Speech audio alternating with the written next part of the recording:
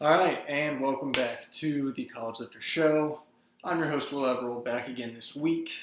I was going to record this basically at the gym right after, but that got a little interesting.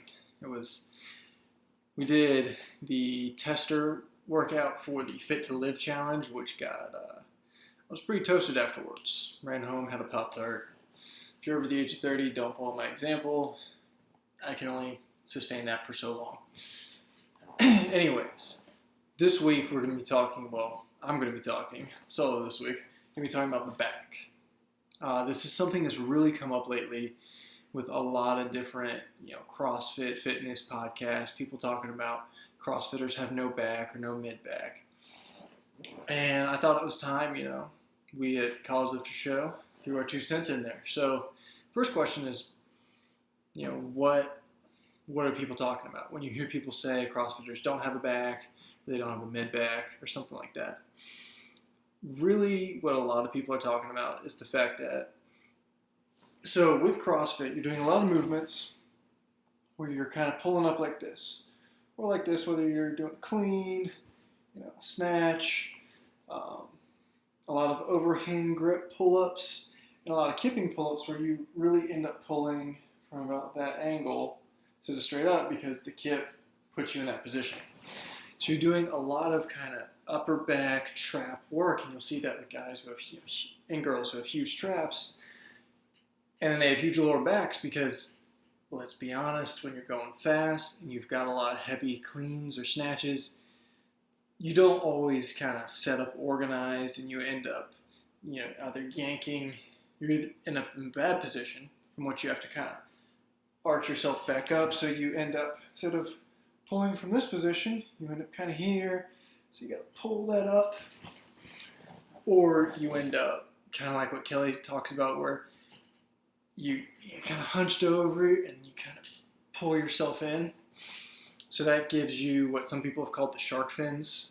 So if you look at a CrossFitter's back when they kind of hunch over, it's like nothing, huge lower erectors. And so you've got either no back for a lot of, let's say, average CrossFitters, don't really have much of a back anywhere, period. Or kind of the high-level CrossFitter thing where you've got huge upper back, bigger lower back, but really nothing in the middle in the way of that thickness in the lats and in the mid-erectors. You really don't get that much. And I know people are going to be like, oh, the erectors span the whole spine. Well, there's certain things. And also the fact that CrossFitters do one thing I think well with the back. Good upper back development. And they have good development, you can say because of right or wrong reasons, of the tendinous area of the lower back. Because the lower back, everything kind of feeds into this fascial sheet, this tendon sheet back there. And that takes a lot of reps to build up because tendons take longer and more volume to build the muscle. So the training of CrossFit and the competition part of it do a pretty good job with that, with building that up. But the mid-back really is missing. So why should you care about the mid-back? Really, so if you see people having issues with just supporting weight, so I had this problem for a long time, and I still kind of do because I haven't really solved the problem myself. I'm still working on it. But you'll see people squatting, and all of a sudden they kind of get pushed over, catching a clean, and everyone's seen this. When you catch a clean and it just kind of grabs you and throws you under, part of that's positioning, but it wouldn't be as bad of a problem, or you'd probably fall down a little bit slower if you had a bigger back to be able to hold that, to support that moment of being yanked if it lands a little too far forward. And, snatch. You'll see people getting the snatch and they're just a little bit forward, but they don't have the strength to pull it back out, so they end up dumping it forward. And also, just preventing injury. Especially like if you're one of the mid to lower level CrossFitters, one of the newer guys, and by that I mean, in my definition, high levels competing at, upper class or regionals and games. And even just regionals in general. Those are pretty stout people, but if you're not at that level, you're a mid to low level CrossFitter in my kind of definition, not getting on anyone and saying you're terrible, just we're playing with some definitions here. And so if you don't have much of a back, you're more likely to get hurt. Case in point, me when I played high school football. I had no back and I got screwed up. And I couldn't produce much force. Because if you think about it, the advantage of, let's say, someone who's like a Chinese lifter, someone not built like me, with a little bit longer torso, shorter limbs, their advantage is the fact that they have a long lever in their spine. And if you compromise that spine, so solid spine, kind of compromising that kind of drooped posture, you've now shortened that lever, because now the lever isn't from your pelvis to your shoulders, it's from your pelvis to, wherever you're breaking. And you're putting a lot of shearing force, you're giving up your advantage. And especially if you're built like me, you've got to take as much of that advantage as you can because we don't have a very long spine. So losing that integrity really can, you appear weaker. It's as well as you don't have anything to press off of. So this might kind of catch some people off guard, but let's say you're doing an overhead press here, right? So you're pressing up. If you're not on a bench, if you're on a bench doing incline dumbbell press or military press, the bench supports you. If you're off the bench, like CrossFit, you're doing a push jerk or a strict press or something like that, you need your lats to stabilize to push off of. It's kind of like you could have a really great squat, but if you're in zero gravity, that doesn't matter because you've got nothing, if you're floating in space, you've got nothing to press off of. Same thing. You can have the best chest, shoulders, triceps, but if you don't have the back to press off of it, you don't have that stabilization to then push off of, you give up a lot of your power. You're probably leaving, some pounds leaving some pounds behind, not being able to use it. So the back is a really integral part of just any athletic movement, any athletic performance. If you don't have a good back, you're shortchanging yourself. You're leaving a lot on the table. So, after that little rant of backs, how do you fix it? So, there are 7 kind of universal patterns of movement that if you break everything down, they fit into these 7 categories. 2 of them are pulling. So, you've got a vertical pull, so you can pull that, whatever grip. Doesn't really matter. You have a vertical pull and a horizontal pull. For most CrossFitters, and I know this gets hammered all the time, but most CrossFitters don't do enough horizontal pulling.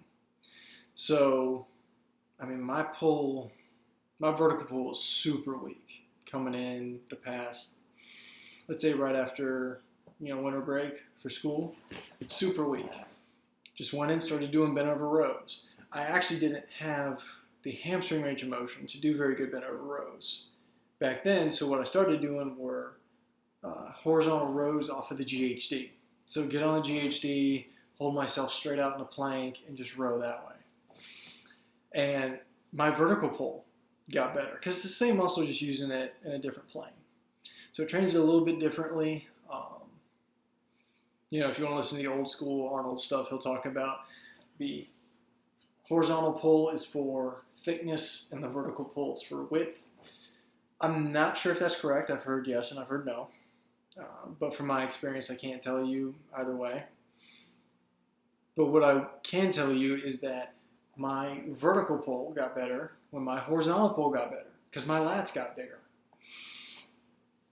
So really, if you are a CrossFitter, the lat is where I would really target, especially that lower, so not as much up here, but getting that lower engagement. And that usually comes from supinating the hand, so palm up and pulling. You come here and it usually puts more stress up in the trap.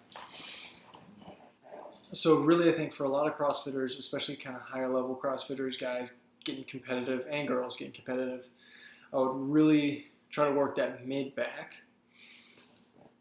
Also just, overhead squats. What is it? What did I see? It's called a Viking press. the guys at StrongFit were doing it, is Viking press. They had a barbell set up, basically like bench press safety pins, set up on the other side of the rack, just holding weight overhead and squatting. Really forcing that mid-back activation and pulling tight to keep yourself from being pulled forward. Something like that would be really good for most competitive CrossFitters and just regular CrossFitters. And pull-ups. Pull-ups, pull-ups, pull-ups. I've recently accepted the fact that I'm terrible at pull-ups and am really working hard on getting better at them. But look at Kara. I mean, I don't know if she's told y'all this, but she did the Pavel kind of pull-up program. You know, it's a program, but really it's just a way to kind of force you to do more and more, because it's like, all right, here are the sets on the page. I got to do the sets.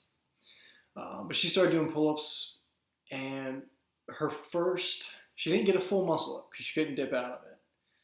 But she went from, doing, I think, 3-4 strict pull-ups, 5 strict pull-ups, to pretty darn close to a strict muscle up if she just couldn't press out of the bottom. So once she gets that, she'll have a strict muscle up before she has a kipping muscle up.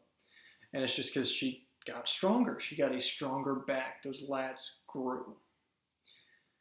Now, the lats, I think, are the most important part for just anyone, CrossFitter, anything. You want that thick mid-back. You want that supinated pull, along with the pronated pull. That's fine. It's just supinated.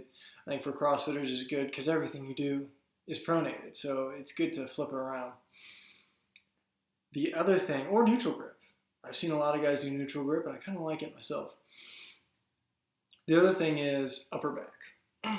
So I'm a pretty big follower of Joe DeFranco, and he puts out a lot of stuff where he doesn't do a lot of heavy lifting for the upper back. I'm trying to fix my posture as I'm talking about the back. He doesn't do a lot of heavy lifting for the back because for the most part, most of us haven't really developed that solid strength in the smaller muscles up there, the rhomboids, your different muscles around the scapula. I don't want to get too scientific because if you do, no one really cares.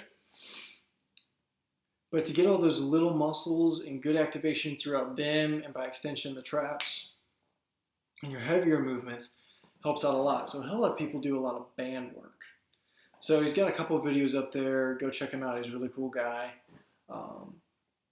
But just a lot of band work, some body weight work of just holding your arms straight out, laying on the floor, or against bands. And then coming up, and coming here, and working on just getting those things fired up. Because the upper back it's mostly going to be endurance fibers. And that's really what you want to use it for. Because, you do want that absolute strength. You want to train the spectrum of energy systems for your back musculature, but in a CrossFit workout. What is it being used for? For the most part, it's a stabilizing muscle. In your cleans, your snatches, especially your upper back is mostly a stabilizing muscle group. So you want to work it with, and it responds very well to, high reps, lower weights. So using stuff like 2.5 pound plates when you're holding position and position and position. Or just bands, lighter bands. I will stress lighter bands because if you overdo it, it will wreck you. But just doing high volume, lighter weights, and it really builds that up. And so all of a sudden, you pull that clean and you don't get yanked forward and drop it. Or if you do, you can it's not as far and you can kind of recover from it. It's something big that a lot of CrossFitters don't get. And it's something so you look at the top guys. They didn't start out doing CrossFit. And there's nothing wrong with starting out doing CrossFit. But you do need to build a little bit of that base, that structural integrity to maintain posture and position. People who walk around and say, yeah, I sacrifice form for strength, well, then you're probably leaving something on the table because there's a reason that form, now I know, Olympic weightlifting with different body lengths and all that, form can deviate a little bit, and then John North has his catapult thing, which is fine. But what you see is common throughout all the different forms and techniques in lifting is posture and position. The spine is solid and straight. Shoulders are pulled back. They're not in this kind of dropped posture. They're back where they should be. And it's really just how they move their body around the bar that differs. But their posture and position remains solid. And if you have a strong back, you're probably going to have a good posture and position. I mean, even coming out to the college athletes, if your alignment, you can be the strongest guy in the world, but if you lose posture and position, you overextend too much, or you cave down a little bit, or just one side kind of droops down, that's a weakness. That's something the other lineman can exploit. So maintaining and building that back so no one can ever pull you out of position, it's going to go a long way. And it's going to keep you from getting hurt because you're able to protect yourself. If there's any place on my body that I want to be strong, big, just thick and muscular, it's around my spine because that's something that I don't want to lose. Break an arm, okay, you can come back from that. Break your back, you're in major trouble. So just from a safety standpoint, I really advocate building up a nice, thick, strong, wide back. And I mean, look at the old strongmen. Look at the guys, picking up stones and throwing those balls over that high post. I just watched some strongman stuff yesterday, so that's in my mind. But it was really impressive. But you can't do that if you don't have a strong back. Because let's say you cave to the weight. Well, now you've kind of blocked yourself. Instead of being back and being able to go over, you gain mobility by being upright, and you gain the advantage of that lever. So, long story short, you need to build up your back. Do a lot of rowing, and really build it like a bodybuilder. If you're going to do the rowing pull-up aspect, just hammer that, and also do some of the Joe DeFranco upper back stuff. Really get that stable so your shoulders are nice and tight, your upper back is good, and then you have the strength and resilience in your mid back and lower back from the bodybuilding type stuff to keep that structural integrity. Because that's really what it's all about. Who's going to lose their integrity first? Because as soon as you lose it, you're slower, you're weaker, and you're done. The other guy's going to win. So that's all this week. Share videos with us on Instagram of you doing your back workout, whether it's the bodybuilding stuff or the Joe DeFranco upper back stuff. Show us how you're doing it, what variation, something we haven't thought of. That would be great. I think I speak for the whole team that we're pretty on point with all this. And I mean, Kara's results just speak volumes. Going from a couple pull-ups to on rings, pretty darn close, except for the kipping, or for the dip, which is a totally different issue. Except for that, basically getting towards a strict muscle up. That speaks volumes, I think. So try it out. Give us feedback. You can always hit us up on Twitter, Facebook, Instagram, on the website, cliftershow.com. And that's going to be it for this episode of the College Lifter Show.